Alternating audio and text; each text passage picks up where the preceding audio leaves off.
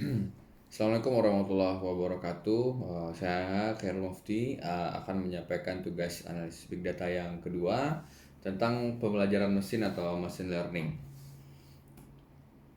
Yang pertama adalah pengenalan pembelajaran mesin.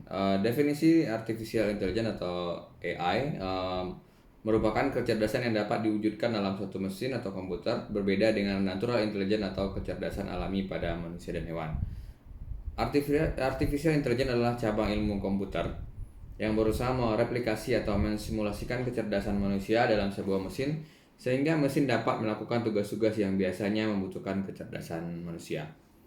Machine learning merupakan bagian dari artificial intelligence. Machine learning mengacu pada sistem artificial intelligence yang dapat belajar sendiri berdasarkan algoritma. Sistem machine learning menjadi lebih pintar dari waktu ke waktu tanpa campur tangan manusia. Deep learning adalah machine learning yang diterapkan pada kumpulan data yang sangat besar. Kita masuk ke poin B, pengertian machine learning. Menurut Tom Mitchell, pembelajaran mesin atau machine learning adalah ketika program komputer belajar dari pengalaman atau dalam kurung E yang berkaitan dengan beberapa tugas atau T dan pengukuran performansi atau P. Jika kinerja komputer untuk melakukan tugas sama dengan T diukur oleh P meningkatkan dengan adanya pengalaman. Kita kurung dalam kurung E. Contoh 1, histori pengelompokan email spam dan bukan spam. T, mengenali email yang masuk spam atau bukan spam. Atau yang ketiga, P, jumlah email yang berhasil dikenali sebagai spam dan bukan spam. Machine learning merupakan cabang ilmu kecerdasan buatan khususnya yang mempelajari tentang bagaimana komputer mampu belajar dari data yang meningkatkan kecerdasannya. Machine learning pada dasarnya adalah proses yang terjadi dalam komputer di mana mesin belajar dari data, learn from data. Semua pengetahuan machine learning pasti akan melibatkan data. Era machine learning ini kalau lihat dari tabel yang ada di ini dimulai dari 1842. Ini dimulai dari menemukan bahasa pemrograman, dan kalau kita lihat sekarang sudah semakin banyak perkembangannya. Bisa lihat dari Facebook, Instagram, beberapa aplikasi atau beberapa software yang sudah sangat jauh berkembang di tahun 2016 seperti Facebook. Yang poin ketiga atau poin C, metode machine learning. Yang pertama, supervised learning atau sama dengan membangkitkan fungsi yang memetakan input ke output. Yang kedua, unsupervised learning, memodelkan input secara otomatis tanpa panduan. 3, reinforcement learning, model belajar untuk melihat situasi dan menentukan aksi untuk memperoleh hasil terbaik. Yang pertama kita akan membahas supervised machine learning. Pendekatan machine learning yang ditentukan berdasarkan penggunaan dataset berlabel. Dalam dataset terdapat sebuah label yaitu satu kolom menjadi target output atau model.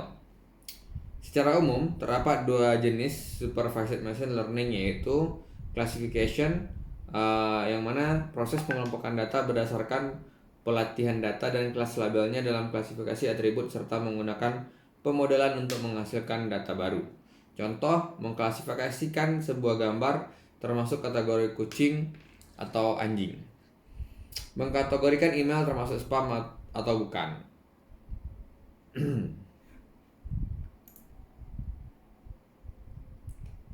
Contohnya kasusnya pada deteksi spam pada email. Jadi supervised machine learning ini bisa mengenali apakah email itu spam atau tidak. Regresi atau regression, fungsi model kontinu untuk meramalkan nilai yang belum diketahui atau missing. Contoh, prediksi nilai mahasiswa, diketahui jumlah jam belajar. Prediksi harga rumah ketika diketahui tipe rumahnya.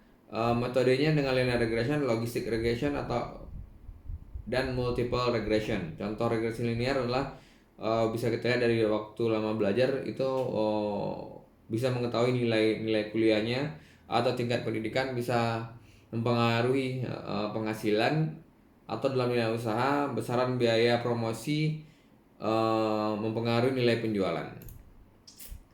Kelebihan dan kelemahan supervised learning.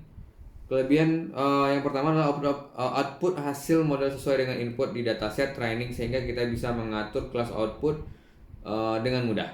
Hasil yang dihasilkan lebih akurat akan dan andal dibandingkan dengan hasil yang dihasilkan unsupervised learning. Yang berikutnya adalah secara logika lebih mudah dipahami dan dijelaskan prosesnya. Yang keempat, sangat berguna untuk melakukan analisis prediksi. Kelemahan atau kekurangannya: memerlukan tingkat keahlian untuk menyusun model secara akurat. Yang kedua, proses training bisa sangat memakan waktu. Yang ketiga, hasil sangat bergantung pada dataset training. Yang keempat, kesalahan dalam proses sampling akan berpengaruh pada hasil model dataset. Input dengan label yang salah memberikan hasil yang salah, meskipun model memiliki akurasi tinggi. Tidak dapat mengelompokkan atau mengklasifikasikan data sendiri. Tidak dapat memberikan informasi yang belum diketahui dari data. Yang kedua, unsupervised machine learning. Metode pembelajaran dengan menggunakan algoritma machine learning untuk menganalisis dan mengelompokkan data yang tidak berlabel. Tujuan utama dari metode pembelajaran ini adalah agar para penggunanya dapat mengelompokkan objek-objek sejenis dalam ruang atau area tertentu. Metode pembelajaran ini sangat cocok digunakan untuk mencari atau mengklasifikasikan suatu pola dari banyak objek jenis yang tidak sepenuhnya sama. Berikut beberapa metode unsupervised machine learning. Yang pertama, clustering. Ialah data yang digunakan tidak memiliki label atau kelas berdasarkan persamaan atau perbedaan. Contohnya segmentasi pasar, memahami karakteristik konsumen atau calon konsumen, misalkan berdasarkan usia dan pengeluaran. Segmentasi gambar untuk aplikasi pengenalan objek. Social network analysis, mengelompokkan tweet atau profil berdasarkan opini terhadap suatu kasus. Taksonomi, dalam biologi analisis analisis adalah alat yang penting untuk mengklasifikasikan organisme medis, mengidentifikasi pasien yang memiliki penyakit dengan penyebab yang sama atau pasien yang harus menerima pengobatan yang sama. Tujuan dari analisis klaster adalah mengumpulkan objek berdasarkan kesamaan karakteristik di antara objek-objek di dalam grup tersebut, dan berbeda atau tidak berhubungan dengan objek dalam grup yang lainnya. Semakin besar tingkat kemiripan di dalam satu grup dan semakin besar tingkat perbedaan di antara grup, maka semakin baik clustering tersebut. Penentuan cluster terbaik tergantung pada kondisi data serta hasil yang diinginkan seperti apa. Ini sebentar.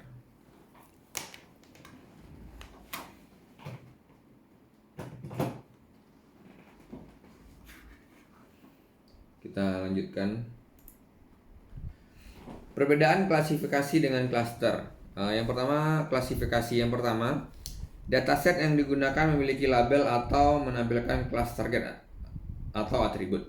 Dua, termasuk dalam proses pembelajaran secara supervised. Yang ketiga, terdapat informasi mengenai bagaimana data tersebut dikelompokkan, kemudian lakukan training pada sistem dengan data yang sudah diberikan label ke dalam kelompok manakah data tersebut dikelompokkan. Sistem akan mengklasifikasikan data-data yang baru ke dalam kelompok yang ada tersebut. Tidak akan ada pertambahan kelompok. Clustering. Yang pertama, dataset yang digunakan tidak memiliki label. Yang kedua, termasuk dalam proses pembelajaran secara unsupervised. Yang ketiga, clustering dipakai ketika tidak diketahuinya bagaimana data harus dikelompokkan. Selanjutnya, kelebihan dan kelemahan unsupervised learning.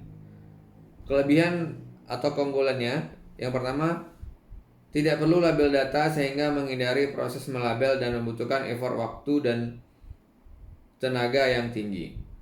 Yang kedua, proses pelabelan dapat dilakukan saat data sudah tercluster sehingga proses melabeling lebih cepat. Sangat bermanfaat jika digunakan untuk memahami data yang masih raw atau mencari pola di dalam data. Tidak diperlukan atau sedikit diperlukan pengetahuan sebelumnya tentang data kita. Peluang kesalahan manusia diminimalkan. Yang selanjutnya, peluang kesalahan manusia relatif mudah dan cepat untuk dilaksanakan. Melalui dimensional reduction, data yang kompleks dapat direduksi di dimensionalitasnya, kelemahan dan kekurangan atau tantangan. Kompleksitas komputasi karena volume data pelatihan yang tinggi. Yang kedua, risiko hasil yang tidak akurat atau lebih tinggi. Yang ketiga, intervensi manusia dibutuhkan untuk memvalidasi variabel keluaran. Yang keempat, kurangnya transparansi dalam proses pengelompokan data. Reinforcement learning atau RL adalah jenis teknik pembelajaran machine learning yang memungkinkan suatu agen untuk belajar dalam lingkungan interaktif dengan coba-coba menggunakan umpan balik feedback dan dari tindakan pengalamannya sendiri. Reinforcement learning menggunakan sistem hadiah atau reward dan hukuman atau punishment sebagai sinyal untuk perilaku positif dan negatif. Reinforcement learning terdapat 5 elemen dasar yang menjadi permasalahan, yaitu environment, dunia fisik tempat agen beroperasi; state, situasi agen saat ini; reward, feedback yang didapatkan dari environment; policy, metode untuk memutuskan status agen untuk mengambil tindakan; value, hadiah yang dapat diterima agen dengan mengambil tindakan dalam keadaan tertentu. Tujuannya menemukan model tindakan sesuai di mana ia mungkin membuat agen artificial intelligence-nya mendapatkan hasil reward yang lebih besar. Poin D, implementasi machine learning. Machine learning untuk ini digunakan untuk deteksi hoax, memiliki berita di internet sebagai hoax atau bukan. Spam filter, pesan di media sosial, deteksi kecurangan atau fraud detection di internet, finansial dan sebagainya. Machine learning untuk computer vision, autonomous car, driverless car, self car, robotic car atau unmanned ground vehicle.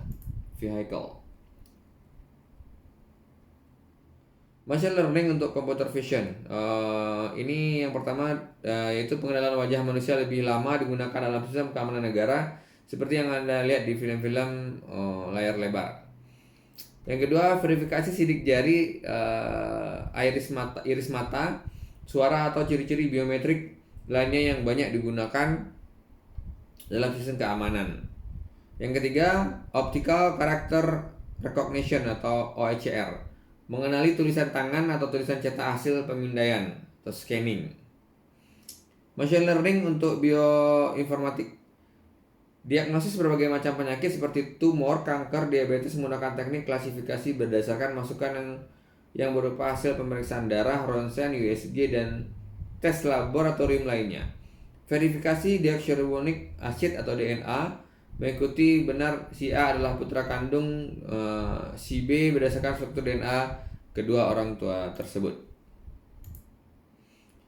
Machine learning untuk robotik.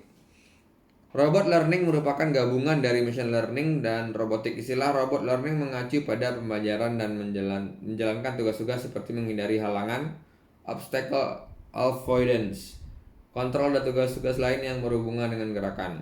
Robot learning sangat erat kaitannya dengan kontrol adaptif dan reinforcement learning. Machine learning untuk games, Neurogo pada tahun 2004 adalah contoh program komputer memainkan permainan Go yang menggunakan neural network. Go adalah permainan strategi mirip catur dan mendapatkan wilayah teritorial. Mungkin itu saja yang bisa saya sampaikan pada pertemuan kedua ini tentang pembelajaran mesin atau machine learning. Kalau ada kekurangan mohon dimaafkan. Mungkin itu saja dulu dari saya. Wabillahi taufiq wal hidayah. Wassalamualaikum warahmatullahi wabarakatuh.